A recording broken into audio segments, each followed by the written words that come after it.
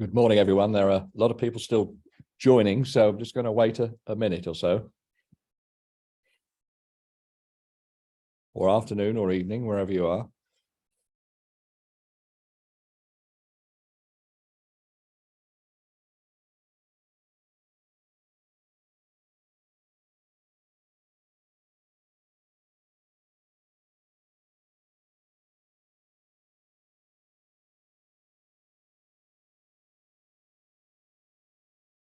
Still people joining.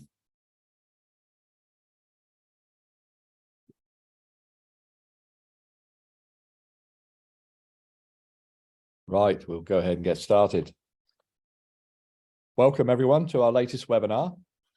To those of you joining us from around the world, I'm Chris Soffe. I serve on a supervisory board of Gleeds and oversee our international advisory group. I'm a past president of the Chartered Institute of Building, a fellow of the RICS, and I'm on the national panel of the American Arbitration Association. And I'm speaking to you from Atlanta in the United States with a cup of coffee. Statistics show that global disputes grow in value every year. A significant amount of project time is absorbed in dealing with disputes. Construction all over the world is not getting any less litigious. A recent project conflict snapshot by a leading consultancy analyzed some 1,600 projects totaling 2 trillion in value. In 100 countries, it found the combined value of claims exceeded $80 billion. Cumulative delays, meanwhile, added up to a staggering 840 years. The amount of money contested per project averaged $98.7 million, while the average time extension claim was 16.5 months. All of this before taking into account legal fees, expert fees, arbitrator fees, and so on. In addition to the hard costs, there are the hidden costs, which often put a huge drain on businesses by consuming resources and diverting people from their daily jobs. The largest disputes become so enormous they often require full-time project management and can literally take on a life of their own. While all of this is taking place, the project still needs to be completed with resources becoming more and more stretched. So does it really have to be this way? We could all perhaps share examples of construction projects where things went well, but it's often easier, far easier to recall construction projects that didn't run smoothly. In part, this is due to the nature of construction projects themselves. They can involve technically complex work, aggressive schedules, unrealistic budgets, poor design, multiple parties, and competing interests, in addition to other variables. So what is it that differentiates those projects that were successful from those that were not? Meaning the normal metrics, delivery on time, on budget, to measure of safety and quality that's acceptable to everybody. Why is it some projects experience schedule delays, cost overruns, and defects, and some projects go reasonably or even very well? As everyone will be aware, the FIFA World Cup's well underway in Qatar. Since Qatar was awarded the World Cup, it's thought that the country has spent hundreds of billions of dollars on infrastructure. In addition to the 7 new stadia and 1 major refurbishment of the Khalifa International Stadium in Doha, the country has seen new projects for hotels, roads, public spaces, transit systems. Qatar's not alone in the region in terms of spending on infrastructure. The Middle East, and particularly the Gulf region, remains home to some of the largest projects and hence the highest value of construction disputes in the world. Now seems to us a good time to reflect on construction disputes in the widest sense and explore what predominantly causes disputes and how they can be avoided. We'll be taking views from our international panel about their experiences in what makes for a successful dispute avoidance and why, despite using best efforts, parties often find themselves in disputes. We'll be looking at common pitfalls and strategies parties might consider using when setting up their projects in order to minimize the potential for subsequent disputes. So before I introduce today's panelists, let's run our first poll for the audience. So poll number 1, if you can all address this, it would be great. What, in your experience, is the main cause of construction disputes? We've got 6 topics listed there: owner-directed changes, inadequate design, unforeseen conditions, non-payment, unclear contracts, and poor project teams. And we'll give everybody a little chance to a minute here to unload on those.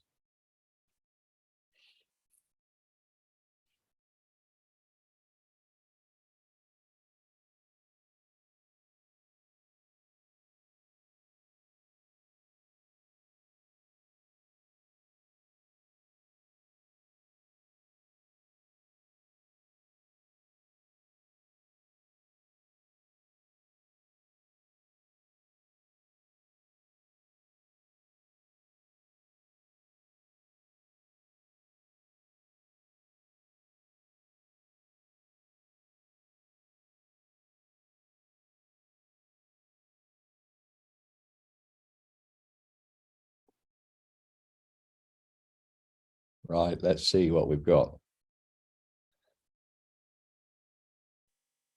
We only gave you a single choice there, and I think most people will be sitting there thinking that all of the above can cause disputes. But interesting there, unclear contracts is the leading topic, and inadequate design. And everybody's followed up on some of the others also.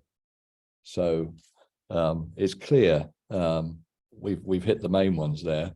And if anybody has any questions and has any other comments, please put it in the questions box, particularly on this question, because if there are topics we've missed, of course, we can all learn from that. We'll allow some time to answer your live questions today after the panel discussion. So please feel free to ask us or tell us about the issues you're facing on your projects using Q&A function, and we'll attempt to get to as many as possible during question time. Our panel today consists of legal and technical experts from Freeths and Gleeds, and we have the pleasure of welcoming our special guest advisor, Dr. Soffe Forzi. I would say we are down on one panelist today, and that is Richard Begbie, who's at home with the flu. So it won't make any difference. We still have Dr. Soffe Forzi and Alex and John Refaat as well. So looking forward to that. Gleeds and Freeths have joined forces really to create this initiative, Construction Disputes A to Z. It's where we offer one-stop technical, contractual, and legal advice to clients. We've made available our collateral on this initiative as a handout for this webinar. So if this webinar raises any issues on your projects where you think we could help, or you think you may need our services, please don't hesitate to email us at advisory@gleeds.qa. We'll be happy again to have a no obligations discussion about any issues you may be facing. Again, that's advisory@gleeds.qa. So with that, let's move on with the main business, and I'll let today's speakers introduce themselves, understanding, of course, that Richard Begbie there is not going to be with us today. Alex. Hi, everybody. Thanks, Chris. Welcome. Thank you for joining us. My name's Alex Johnson. I'm a partner at Freeths. We're a law firm. I specialize in construction and engineering law. I'm based in the UK, but with an international practice. So I have experience of projects all around the world. I worked on a number of construction disputes for projects, particularly in the Gulf region and the wider Middle East, and for clients based in Europe, USA, and elsewhere. I mainly handle conflict avoidance and dispute resolution, which includes international arbitration, but I also draft and negotiate contracts for clients and advise them on issues that may arise during their project. Thank you, Alex. John? Hi, everyone. I'm John Refaat. I'm a director of Gleeds, Egypt. I'm a chartered quant surveyor. I'm a member of the Chartered Institute of Arbitrators. I'm also a board member on Egypt RICS Advisory Board. I'm having over 20 years of international experience in the field of project and cost management and dispute resolution on high-profile projects within large developers, cost consultants, first-tier contractors at senior level in the Middle East region. And last but absolutely not least, we're honored today to have Dr. Soffe Forzi join us. Salwa. Hello, everybody. I'm Salwa Fawzi. I'm the Contracts Director at Atrium Project Management with an engineering and legal background. I'm an instructor at the American University in Cairo, delivering courses in the fields of contracts and claims. I'm also a fellow of Chartered Institute of Arbitrators. I have vast experience in providing contractual services to the different stakeholders in the construction industry, working with employers, contractors, and consultants. I'm the author of the book, Practicing FIDIC in the Civil Law Jurisdictions, Application of Time and Additional Payment Provisions. Thank you, Dr. Salwa. A little bit about our questions policy. Please remember to submit your questions today in the Q&A box, and we'll try and leave time at the end to answer them. Past experience tells us we might not get to them all, so if you have any questions or issues you would like to discuss after the webinar, please email us at advisory@gleeds.qa. So with that, we'll press on with the first question, and we'll start at the beginning. So what are the fundamental ways in which to get a project off to a good start? And we'll start with Alex. Thanks, Chris. Yeah, before I get into that, I just thought those poll results were very interesting. Obviously, we expected a spread across the results. I'm pleased that unclear contracts were at the top of the list in a way, because we've got plenty to talk about on that today. I was surprised to see that payment was the lowest of the options, which may mean that we don't have many contractors in the room with us, or if we do, they've got very good clients and they're all being paid. So that's good news all round. So getting the project off to a good start in legal terms. This is not always a popular opinion, but you should involve your legal teams early. I think a little expense on legal fees at the outset of a project is often a sound investment compared to paying me and others a lot of money for arbitrations when everything goes wrong. Having a properly lawyered contract saves money, in my view. Having any form of written contract is always a lot better than not having one at all, which you do see. But selecting a contract that's appropriate to the project is really key, as is tailoring the contract to ensure that it reflects the requirements that both parties have, as well as the needs of the project. Projects where there are inadequate or incomplete contracts, in my experience, have an increased likelihood of resulting in disputes, and our poll seems to support that. As an example, I recently worked for a client who had quite a complex EPC dispute in the Middle East region, where typically you would see something like a FIDIC silver book or bespoke EPC contract. We didn't have one in this case. In this case, the parties were relying on commercial supply terms and conditions. So the type of contract that would be suitable if you were buying some goods, but not so suitable if you're delivering a complex and expensive turnkey project. One of the effects of the contract was that there was no extension of time clause, which rendered time at large and also rendered the delay damages that the owner was seeking unenforceable. English law obviously was the governing law of that particular contract. So the contract should really reflect the agreement that the parties reach between themselves during negotiations. Often parties spend a long time negotiating in order to get to an agreed position.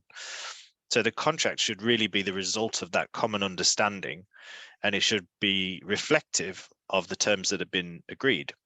And that can be a challenge, particularly in cross-border projects that we're talking about today, where parties speak different languages, have different cultures. It can sometimes lead to a lack of clarity. So as another example, I once worked for a contract negotiation where it was only clear a few weeks into the negotiations that the parties who were involved, who were from different jurisdictions, different parts of the world, had quite different ideas about what the form of procurement they'd agreed upon actually meant in practice. So they thought they'd agreed, but actually they hadn't agreed because they understood different things by what each other meant. So in summary, I think in legal terms, ensure that you're alive to the fact that any project needs a properly drawn up contract, and it should ideally be contract drawn up by a lawyer that's qualified in the law of the relevant jurisdiction. Sound advice, and thank you, Alex. So, John, how do we get a project off to a good start from your perspective? Chris, I think the first thing to do is plan. Whether this is your project design, program schedule, contract or risk management. Construction projects are unlikely almost any other project. They are bespoke, one-off projects with some many variables. If you rush into any project without sufficient planning of all these variables, it will be inevitably lead to differences of opinions or interpretation, and issues that arise will have to be dealt with in short notices rather than previously thought through. Know your statement of work inside out, as it describes in detail the objective, scope, timeline, stakeholders, high-level requirements, assumption, resources, and other facts that you must be familiar with. I would also recommend that you refresh lesson learned from past projects, and it is even better if your past projects are like your new ones. Talk to other fields experts in case you could overlook something important. Make sure your project has all necessary resources, people, equipment, facilities, funding, etc. Defining the project charter also is an important thing. It should describe the scope, resources, timeline, as well as clarify roles and responsibilities for the project. As soon as the draft is ready, share it with stakeholders and give them a chance to provide comments. This is a great way to show your stakeholders that you know that they matter and they appreciate and you appreciate their efforts and inputs. Get all team leaders together and agree on approaches towards delivering the project. It is also time to clarify all roles and responsibilities and allow the team to prepare for project delivery.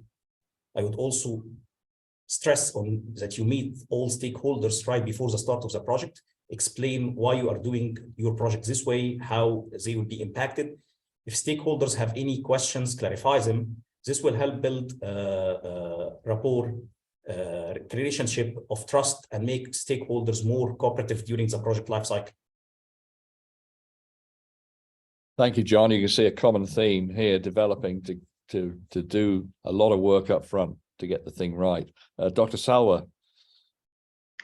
In order to get a project off to a good start, you need to carefully draft and understand the contract documents. Understand the roles and responsibilities of the parties involved. Hire qualified staff. Understand the timing of the work and any critical milestones or sections.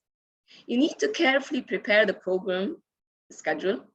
Timely review the program and ensure that it's updated to reflect as-built conditions. Also, you need to require the contractor to submit a breakdown for his tender price, if allowed by the contract, and to establish clear and effective communication protocol that ensures smooth discharge of the roles and responsibilities of all stakeholders, in addition to ensuring that the information reaches the correct person and is timely acted upon. Thank you, Dr. Salwa. Good advice indeed. So just in summation there from our experts, get a good contract, plan, know the scope, perhaps get a project charter together, and establish effective responsibility matrices and communication protocols. And communication is always a good one right up front. So moving on to the second question, let's go to the bid or the tender stage. Thinking about disputes you've seen, what issues have you seen arising at the bid and tender stage? And let's start with Alex again. Thanks, Chris. The short answer to your question is many. Many disputes have issues that arise in the tendering and the bid stage. And I think there could be several reasons for that, which I'll go into. But one of them is obviously that generally the people in the contractor's organization who are winning projects are not those people who are doing projects. And so what you need to win a project is what is different to what you need to do to actually do a project. And that I think causes problems. So as a disputes lawyer, I will tend to get involved later on in the project, only when there's been a problem or a series of problems. But usually when we look into those problems and we interrogate what's happened, it's quite often the bidding stage where you can see the problems beginning, or the seeds of the dispute being sown, if you like, appreciating that that's a hindsight perspective. But it can be, in my experience, a point where disputes about time, cost, and quality, all the usual things, are kind of baked into the project. What I mean by that is, for example, you see tender schedules that are unrealistic. You see tender designs that were not correct or were inadequate and had to be changed later on, or you see underestimated contract sums. And all of those problems are quite common for projects in the Middle East, where the procurement is essentially the lowest bid wins the project. So contractors in that region will tend to put effort into being the cheapest to secure the project, but then in terms of making profit on the project, they will want to rely on claims. So you tend to have a more disputes oriented culture. But conversely, in the UK, what parties will do is generally select the tenderer which demonstrates best value, and best value is not necessarily the cheapest, but that also has its own problems. So, for example, I was once advising a client in analyzing bids, which is not something I do very often, but one of the bids was substantially lower in value than all of the others. And the reason was because it missed out a substantial part of the work scope. So that obviously counted very heavily against that bidder, and they didn't succeed. So the bids in the UK tend to be scored against several different factors which are weighted, and price is given less of a weighting than it is, for example, in the Middle East.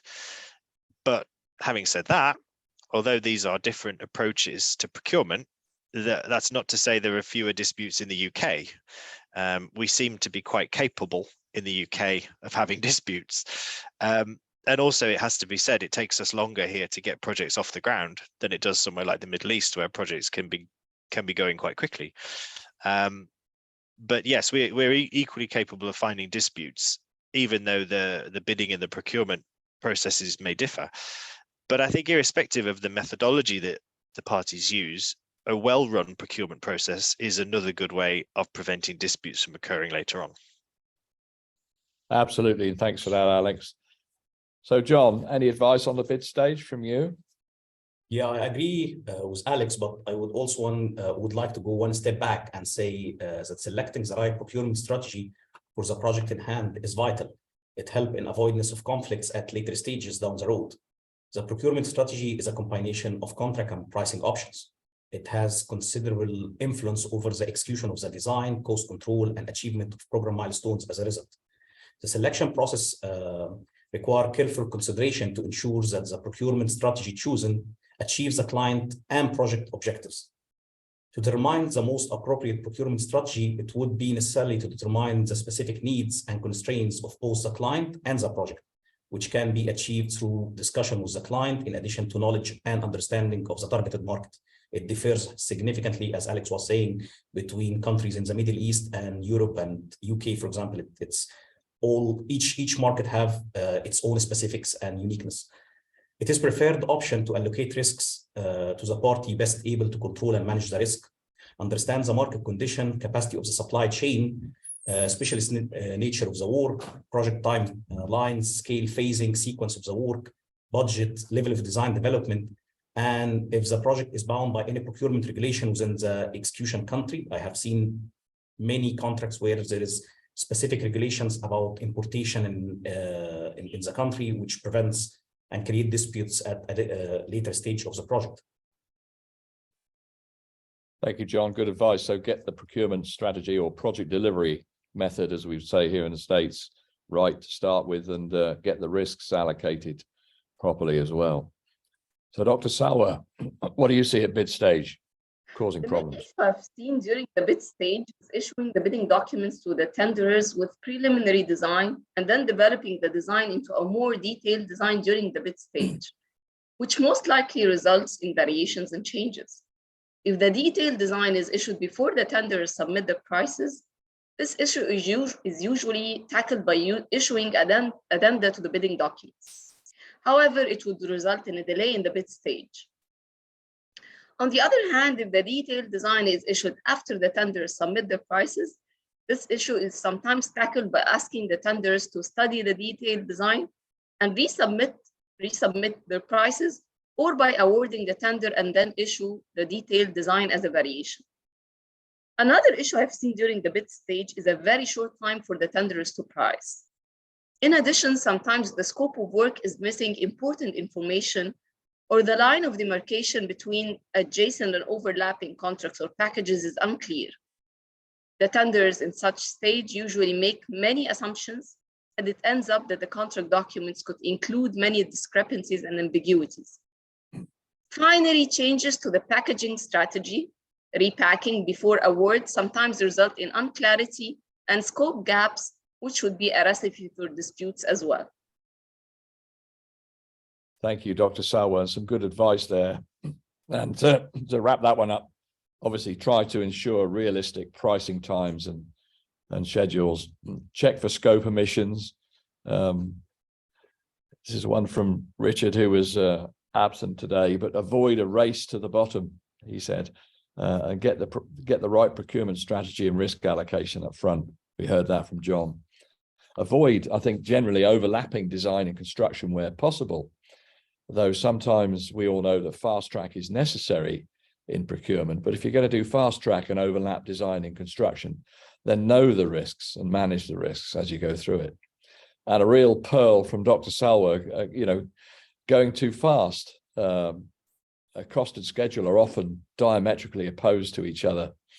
And we often see a term over here in the States is design build, but tongue in cheek, we see also build design, which is just doesn't work clearly in any project. So the third question, do contracts cause problems or solve them? We could have the same question there for project delivery and procurement methodology. So do contracts and project delivery cause problems or solve them? Alex. Thanks, Chris. Well, clearly the audience think that contracts do cause problems, as the poll suggested. I would agree to a point. I think in terms of contracts, as I said, it's always best to have a written contract. If you don't have a contract, then the law that governs any dispute is not always clear, especially when you have parties, owner, contractor, project site, they may all be in different jurisdictions. So if you don't have a contract, the first part of any dispute cross-border is likely to be quite an expensive argument about which law actually applies.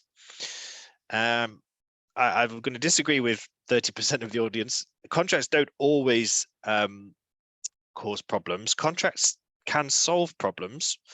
I think parties tend to solve problems, but contracts are useful in that they will contain certain procedures that will enable the resolution of disputes one way or another.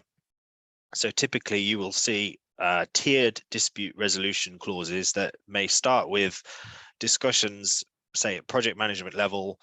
If that can't resolve the dispute, you may proceed to higher management level. If that doesn't result in a resolution, then it could be either straight to arbitration, or possibly sometimes you see an option to mediate the dispute. But generally, in the type of international contracts we're concerned with, you will typically end up in international arbitration, sometimes court proceedings. So here's where I'm going to agree with the audience. Contracts frequently do cause problems, but usually that's the result of inadequate drafting. So, for example, where the contract doesn't accurately reflect what the parties have agreed, or it doesn't respond to the situation the parties find themselves in.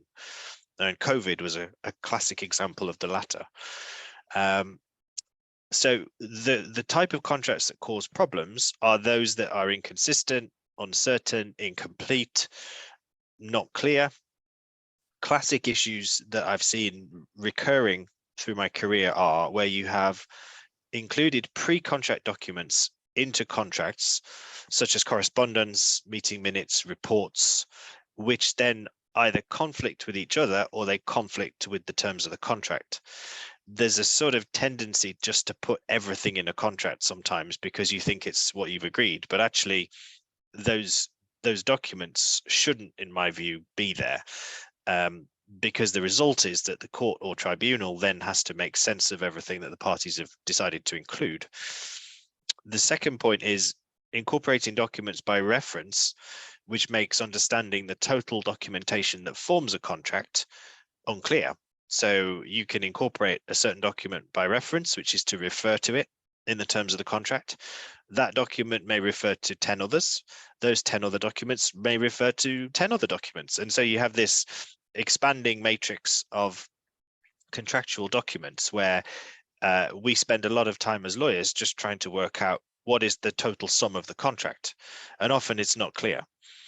And then how all those documents fit together is also not clear. So again, you can have a dispute just about what forms the contract. And that can be an expensive one, and it doesn't get you any closer to resolving the dispute.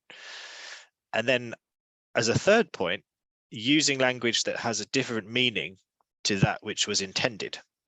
And this is a common issue where international parties select the English language to use in their contracts, and there are reasons for doing so. But parties don't always understand the subtleties of that. And also sometimes you have these bilingual contracts where you have a dominant language that will apply, and you have the classic situation where the translation doesn't match the original. All sorts of consequences come from that. But a classic example is referring to good faith. So under English law, that has no particular legal effect whatsoever. But under the civil jurisdictions, the inclusion of good faith has quite a significant legal effect. But it's important to bear in mind that there is a distinction here between the common law jurisdictions, such as England, the US, Australia, and the civil code jurisdictions, for example, most of the Middle East and Western Europe. So courts and tribunals often have to resolve issues of, firstly, what is the contract? And secondly, what does the contract really mean? And on the second point, they will try to make contracts work holistically. So they will start from the point of view that the parties have agreed these documents, and they don't like to find that one document is made redundant by another, or one part of one document makes another part of another document redundant. They like to try to make it all make sense. So in my experience, tribunals don't give too much regard to hierarchy clauses, those clauses that say in the event of inconsistency, ambiguity, the contract shall be interpreted, terms and conditions, specification, other schedules, that kind of thing. Parties often think about those clauses as some kind of safety net. They're not actually. The courts will try to look at everything in the round and piece it all together. And that can result in unintended consequences. So there are situations where the court or the tribunal may decide that the contract means something different to what one party thought it meant, or even to what both parties thought it meant. So having the clear language and the clear contract terms is very important. Thank you, Alex. And good observations there on cross-border contracts as well. You can see, I think we've all experienced those if we've operated in international arenas. So, John, can contracts or project delivery methods cause problems? I don't believe so. Contracts should not cause problems, Chris. They are actually established to ensure that everyone is on the same page and to protect interests of both sides. When they are well written, they help to prevent disputes from arising in the first place, because they are clear on the consequences of certain action and they leave nothing to interpretation. However, no matter how well a contract is written, I would agree with Alex, there is still a small possibility of a dispute. A bigger problem is that the contract generally is signed and then put into a drawer and only pulled out when there is things getting a bit heated in a meeting room or in a management meetings and escalated quickly. If a contract is written in an unclear way, one party may have a different interpretation to a clause than the other party, which have interpreted meaning something completely different. In this situation, one party may accuse the other of breaching the contract, and a dispute can arise. It is important that the components of a contract are addressed as soon as possible. By involving experts, you may be able to get issues addressed more efficiently. Sometimes a relatively minor dispute can become amplified as a result of lack of dispute resolution clauses in a contract. A written contract should make sure that the outline, what would happen in the event of a dispute and how to resolve it, is in place and is basically describing each and every step in more details, not leaving nothing to interpretation, in a clear, simple language. Completely agree. Thank you, John, for that. Dr. Salwa, do contracts cause problems in your view? Normally, contracts should not cause problems. However, in some cases, contracts could actually cause problems. For example, if the contract documents include ambiguities or discrepancies, such issue might not be easily resolved and might result in disputes. Also, contracts could cause problems if they are not suitable for the works. For example, I once joined a running project. I found out that the contract is a designer-built contract, whereas the works are purely construction works, only with no design element. Accordingly, the contract provisions were not suitable for the works at all. Another case where contracts could cause problems in specific and civil law countries, if the contracts include provisions that are contradicting with a mandatory rule of law. In such case, it's important for the parties administering the contract to obtain proper legal advice. However, the absence of a contract with provisions agreed between the parties would normally result in disputes because there would be disagreement on many issues in administering the contract and managing the works. Furthermore, the absence of clear provisions for resolving disputes would definitely result in the escalation of the disputes. Thank you, Dr. Salwa. Just to wrap up there, good advice from Alex on contract drafting and John on getting the details right. It seems that poorly drafted contracts are really the problem there. Standard contracts are another one we didn't mention there, but they're often tried and proven and well understood. I think I would still have counsel involved on the specifics of the project. So standard contracts are okay, but they still need a lot of work on the general provisions of the contract that relate to the project in question. And then have clear resolution guidelines. I think that's a fundamental job that the contract can do in the event of a dispute. So the fourth question, what particular issues should parties consider on the project to minimize disputes? And now we're moving into dispute avoidance strategies that parties should take on board. Alex, from a legal standpoint.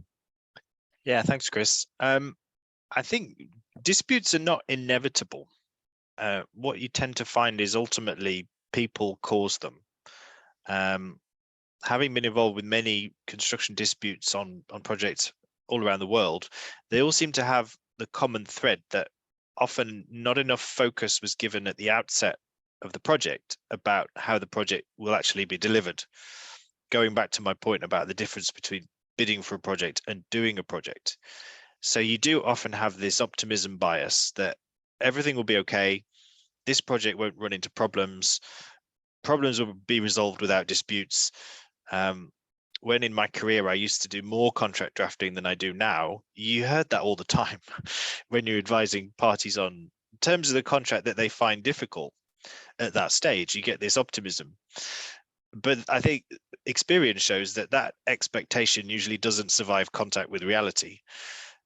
Nobody expects disputes, in fact, far from it, but people tend to act in a way that is likely to lead to disputes. So, for example, not carrying out sufficient investigations at the outset, not interrogating the schedule properly, low bidding the project, selecting contractors with no track record or their unproven track record, ignoring warning signs due to optimism, and not having properly put together project execution plan. So I think there should always be an in-depth and detailed risk analysis at the outset of the project by both parties, which addresses the general and the specific risks that are likely to be encountered and consider how these will be dealt with. So, for example, if you have a site where access is only by a river, then you need a full logistics plan for getting materials to the site. If that primary supply route fails, what do you do then? What impact is there on the project? And there are numerous specific type of issues that every project will have based on its location, weather conditions, all of those sort of things. And at the moment, in addition to all of those project specific things, there seems like there's an increasing laundry list of things parties need to consider in a more general sense. So you have continuing effects of the pandemic, depending on where in the world your project is and who is involved in it. Inflation seems to be affecting everybody. Supply chain disruption, we still have that and it continues. You have fallout from the Ukraine conflict that affects the supply chain. We've got an increased prevalence of adverse weather events at certain parts of the globe. you have political unrest in certain parts of the world. Even in Western Europe, we have political unrest more so than we did. And all of these factors and more can influence the delivery of the project, and they all need to be taken into account. So, and finally, I think added to that, parties should also communicate clearly and responsibly. And so if the contract requires you to give a notice, give the notice. If you follow the contract that both parties have spent a long time agreeing to use, then agreeing a notice should not be seen as a declaration of war, which sometimes it is if it's done early on in the project. But that shouldn't be the case. Parties should be grown-ups and follow the rules that they've agreed will apply.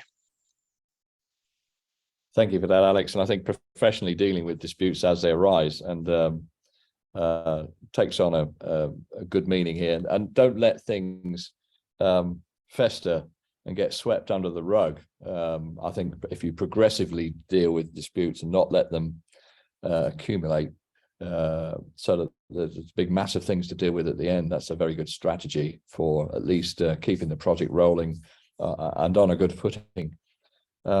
John, minimizing potential for disputes. What do you have there? Okay, there is a general scheme sometimes here, maybe in the Middle East and especially in Egypt, that there is sometimes parties go into a contract without really having a contract in place. So ensure a contract in place as to protect the commercial deal or relationship. While this may sound obvious, it is sometimes underestimated. So you find people go with verbal contracts in good faith, as Alex was saying. I would say a well-drafted contract can give enormous amount of commercial security from any number of issues, including failure to provide service or goods, failure to provide payments, etc. The thing is, a dispute occurs when the two parties disagree about their opinion of one thing. So before entering a contract, it is always a good idea to consider what are the potential disputes. What do you expect this dispute to happen on a practical level? What will happen during the construction phase of the project and at later stages, to make sure that the contract provide protection for these items, they list them clearly and have solution for it or a mechanism to resolve it. Communication is also an essential part of it, not just for the context of avoiding disputes, but in understanding the nature of the risks you might be facing. Effective communication in any business relationship can help not only in acknowledging the existence of a problem, but also in managing the situation and preventing it from escalating into a damaging disputes. Should a dispute arise, try to look for the best ways to resolve it early. Negotiation are likely the best way to save cost and maintain the relationship between your complainant. Take a professional and or legal advice at an early stage could also save money and costs further down the line. I have been attending a couple of mediations where actually presenting the issue to the senior management level of both parties who are not emotionally involved in a project level has led to resolution of the matter without the need for formal dispute procedures. Clearly, it had happened earlier if the issue was not escalated in a way which involves emotion of the project parties, and it wouldn't need even to reach to mediation if this was clearly presented by the two parties in a factual way. So putting sometimes the emotion aside and focus on the issue itself and try to resolve it in amicably, make it actually being sorted between the both parties at an early stage without having problems on the project itself or on the relationship. Yeah, taking it up a level or two where the relationship, where the emotion doesn't exist. That's often a job of a corporate executive to stay in touch with the project so that they can effectively resolve disputes by negotiation. So, Dr. Salwa, dispute mitigation advice. Do you have some advice? In order to avoid or minimize disputes, the parties need to take several measures before and after entering into the contract. Before entering into the contract, the parties need to carefully draft and understand the contract documents, give suitable time for pricing, respond effectively to queries, hire qualified staff, and avoid underpricing and unbalanced bids as much as possible. After entering into the contract, it's important to carefully prepare the detailed program and to ensure that it's updated to reflect actual progress, ensure proper reports are submitted and proper records are being kept, timely evaluate variations, keep proper logs for shop drawings, variations and material submittals, showing scheduled dates for submissions and approvals and actual dates, ensure the request for information, the RFIs, are responded to in a timely manner, and if a response constitutes a variation, properly follow the variation procedures.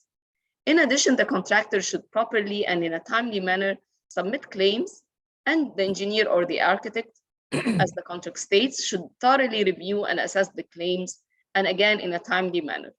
Most importantly, contracts should be administered properly by the parties.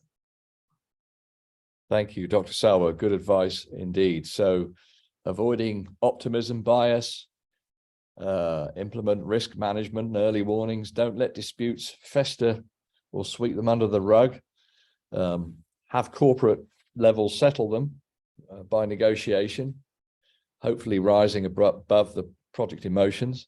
And there we have again, communicate, negotiate, and resolve wherever you can. And I think the last one there from Dr. Salwa, proper record keeping and timely management administration for review and settlement of disputes. Excellent. So the fifth question, what are effective dispute resolution strategies when disputes do arise? And let's go to Alex for that one to start with. Yeah, Effective thanks, Chris. Dispute resolution strategies. Yeah, I think it's important to bear in mind that most disputes settle without a trial or without a final hearing. And it's really only a small percentage of cases that are ever resolved by a judgment or an arbitral award. And I think that's mainly because litigation and arbitration is expensive and time consuming. So most dispute resolution strategies that don't involve those procedures are usually effective in some way. The only real question is how long it takes to achieve a resolution and at what cost. And I use cost in the widest sense, not just the money, but the cost to the business of diverting resources and all of that. So at Freeths, we try to give our clients as early an indication as possible of their prospects of success, and also provide answers for achieving a resolution rather than a series of options. Typically, where there's a form of dispute resolution procedure in the contract, then the parties have to follow it. So as I said before, meeting at certain management levels, mediation possibly, then arbitration, but parties can always choose to agree an alternative method. You can always agree something different to what the contract says, and commonly that happens. And I agree with John's comment just now, which is the best method of dispute resolution is generally some sort of commercial settlement that is achieved through negotiation.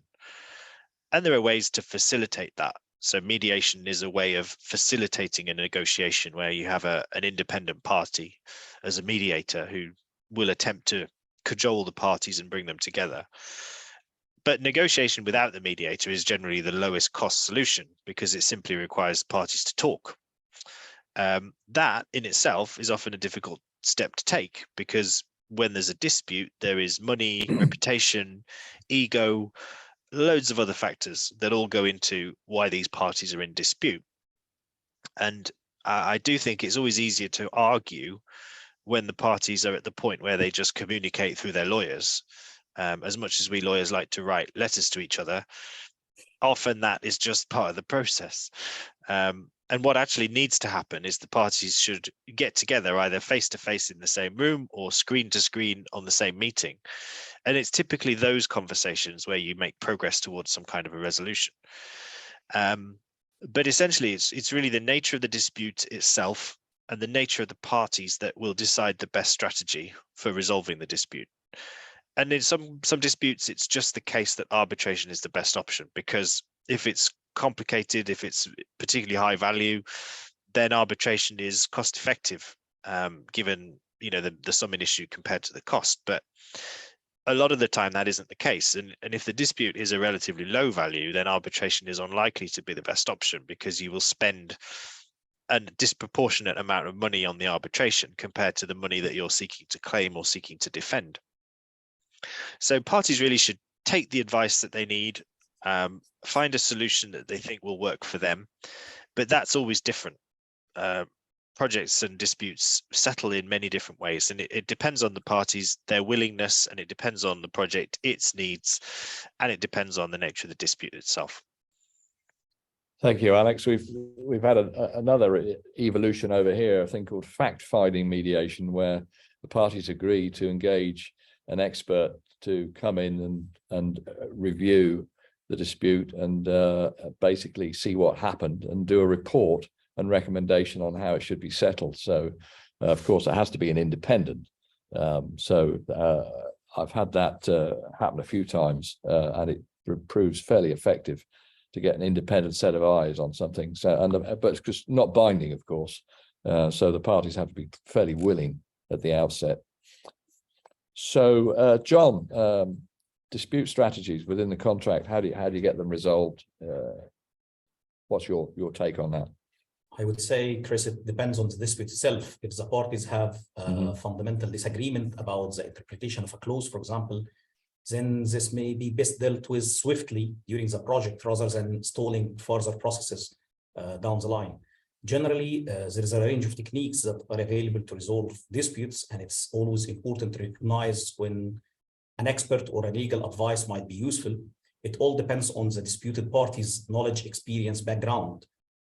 I would say the main three streamlines are negotiation, which represents problem solving by the parties themselves. And I would say this is the best way, as Alex was saying earlier.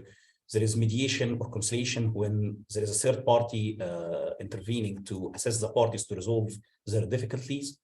And then the hardest, which is and the most costly, is the arbitration, adjudication, and legislation process, which represent a final outcome and a binding decision determined by third party based on the assessment of facts and according to the law. Thank you, John. And Dr. Salwa, any advice on dispute resolution methodology? Yes, it's of the best interest of the parties to resolve the disputes as early as possible. Thus, if disputes are resolved at an early stage by negotiation, the parties would be more likely prepared to stand by the agreement reached for in peace. This could entail a wider range of matters to be considered, for example, including commercial deals tied to other future work. However, if disputes are not resolved at such early stage, most contracts include alternative dispute resolution methods, for example, mediation, conciliation, or dispute boards. Such methods are sometimes effective because they facilitate early commencement of the procedures to resolve the dispute. Also, they usually provide lower cost of proceedings. Proceedings are very much in the control of the parties, and such methods provide confidentiality. Nevertheless, such methods are sometimes ineffective because they are more likely not binding on the parties, or a party could use such methods with no intention to settle, and only for the purpose of delaying a settlement or trying to extract information from the other party. Thank you, Dr. Salwa. So just wrapping up question 5, obviously negotiate. And I think the other thing is to weigh up the real costs of a protracted dispute resolution process.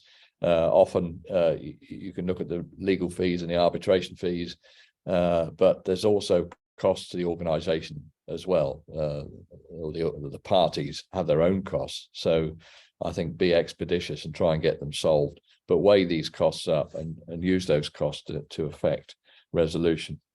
I've just got a couple of wrap-up comments here. There are sometimes successful projects with not so good contracts or project delivery or poor design.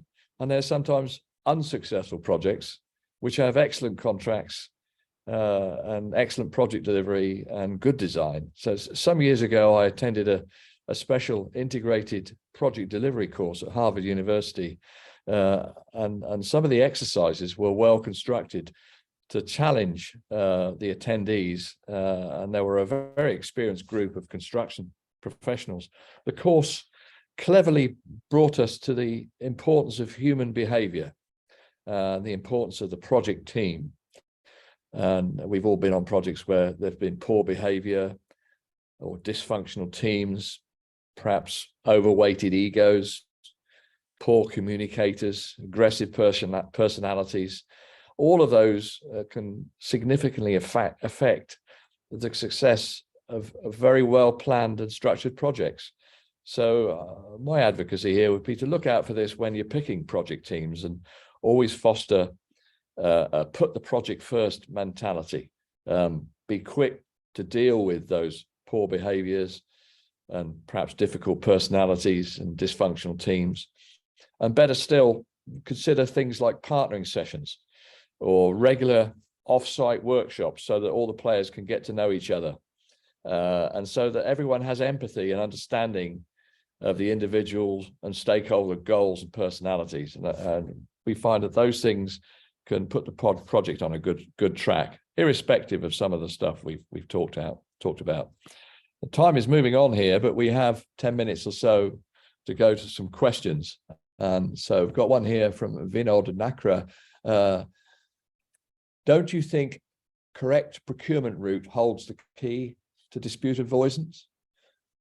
Do you have any take on that one, Alex?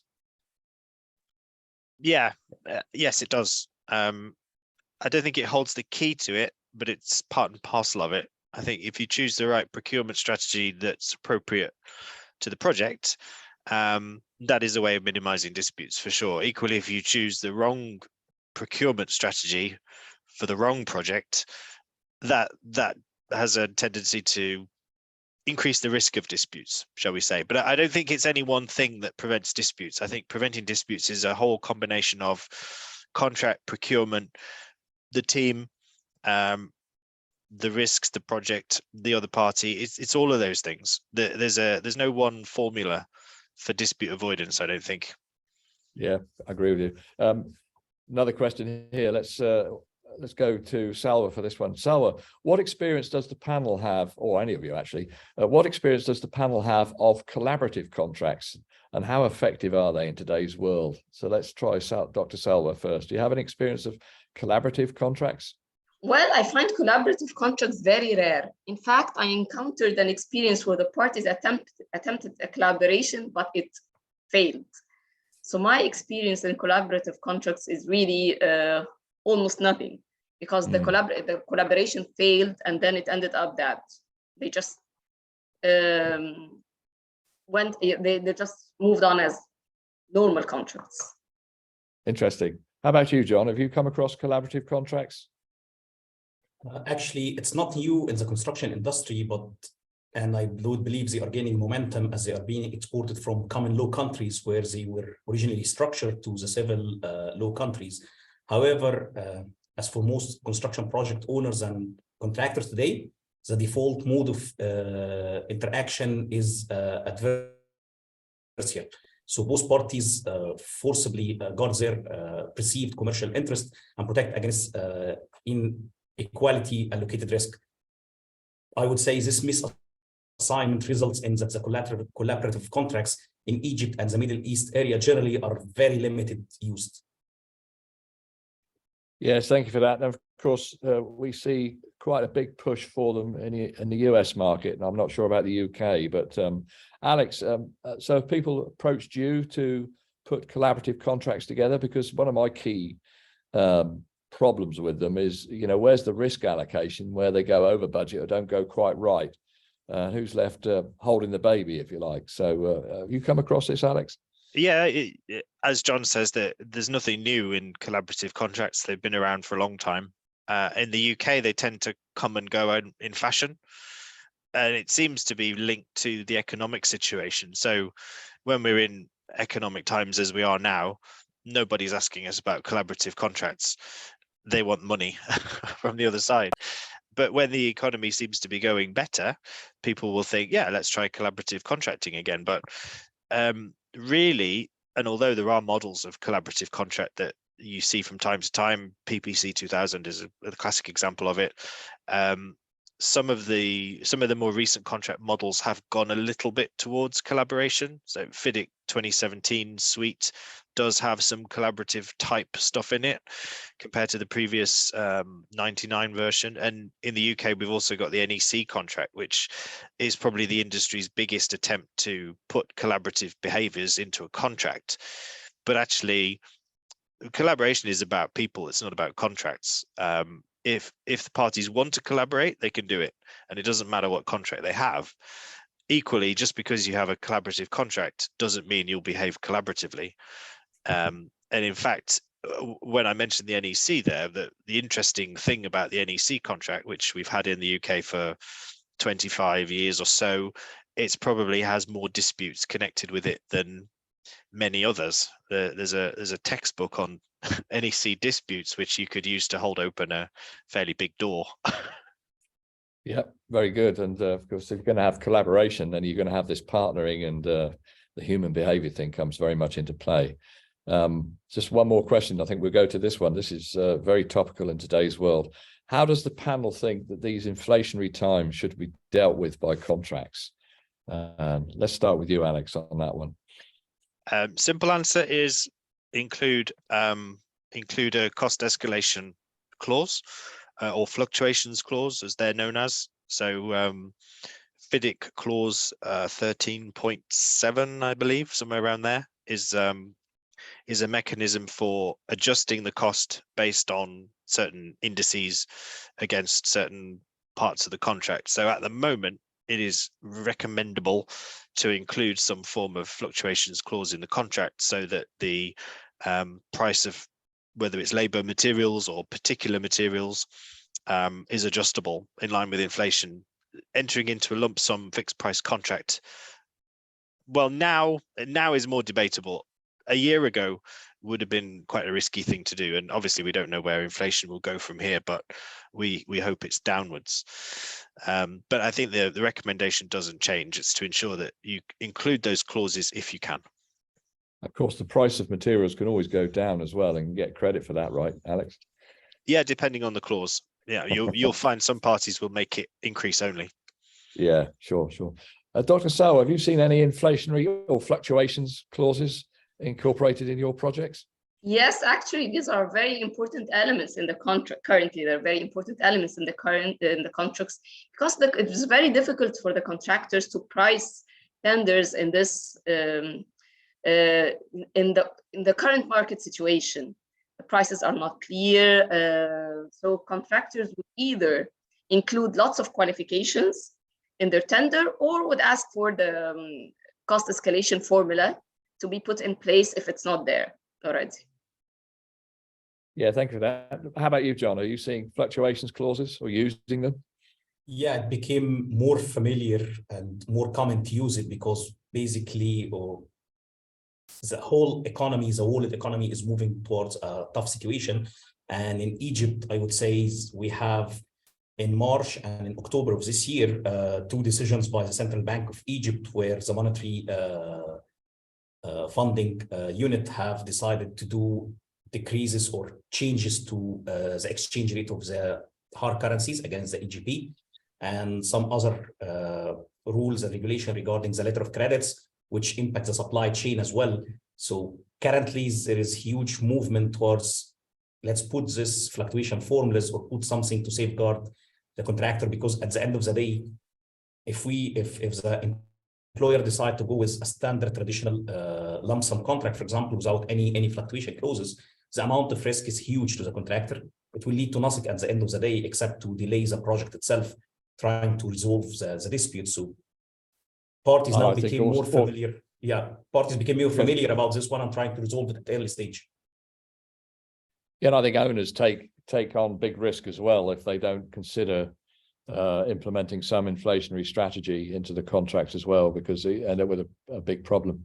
I'm just going to throw one more question out here, tongue in cheek, because it's a very good one. And it's for Alex before I wrap up. And it says, what advice, this is an anonymous attendee, what advice would you give to junior lawyers or advisors starting out in the construction dispute sector? Think carefully about whether that's the right thing to do. The world's an exciting place. If you like reading contracts, then crack on, but there are other things you could do. In all seriousness, you have to love the subject, and it's very complicated. It takes a long time to get to grips with. So be persistent and be prepared to learn, but don't think that you're going to know everything anytime soon. I'm still waiting. I'm still learning. We're all still learning. Right. Okay. So to wrap up, if anything we discussed today raises any questions or concern on your projects, please email us at advisory@gleeds.qa and to see if we can help. And we'll attend to your questions. I wanted to add a special thank you to our panelists, and especially Dr. Salwa Fawzi for joining us from Cairo today. Thank you all for attending. We truly hope that this discussion was helpful and thought-provoking, and that the webinar in some way will contribute to the success of your forthcoming projects. So thank you, everybody that attended, and goodbye from Atlanta, London, and Cairo. Thank you. Goodbye. Thanks, everybody. Bye, Goodbye. everyone.